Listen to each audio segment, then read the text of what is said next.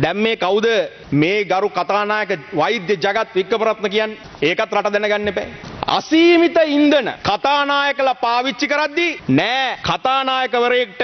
අසීමිත ඉන්ධන ඕනේ නෑ කියලා තමන්ම යෝජනාව ගෙනල්ලා 2025 මැයි මාසේ 2 වෙනිදා සම්මත කරගෙන ඒක කප්පාදු කරපු කතානායක ඊට පස්සේ නිල රට ඕසෙට තියාගෙන පැදපු කතානායකලා හිටපු තැන තමන්ට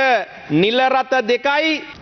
දෙකයි කියලා නිල රට දෙකක් ගත්ත කතානායක පෞද්ගලික කාර්ය මණ්ඩලයට මුළු යාපා පටුනම දාගෙන හිටපු වෙලාවේ මතකනේ පුතත් යාපා මාමත් යාපා දුවත් යාපා මුළු යාපා පටුනම දාන් හිටියා අන්නේ જાතියේ අකරතැබ්බයක් මේ පාර්ලිමේන්තුවට කරන්නේ නැතුව අටකට සීමා කරපු කතානායක ඒ නිසා මං කැමතියි ගරු සභාපතිතුමියනි උපුටා ගැනීමක් කරන්න හිටපු කතානායකලා අන්ලිමිටඩ් තෙල් ගැහුවේ ෆුවල් 2023 කතානායක ලක්ෂ 261ක තෙල් ගහලා 2024 ලක්ෂ 334ක තෙල් ගහලා ඕජ්ජ කතානායක 2023 ලක්ෂ 148ක තෙල් ගහලා ලක්ෂ 135ක 2024 තෙල් ගහලා 2023 කතානායක ලක්ෂ 26ක කාලා ලක්ෂ 31ක 24 කාලා වාහන කතානායකට 23 8යි 24 9යි දැන් කතානායකට 2යි මාධ්‍ය ඒකකේ 1යි එහෙම තියෙන්නේ ඩිපියුටි ස්පීකර් ඒ දවස්වල 6යි 23 6යි 24 5යි දැන් 1යි ඔබතුමිය DCC චෙයාමන් ඒ දවස්වල 4යි 23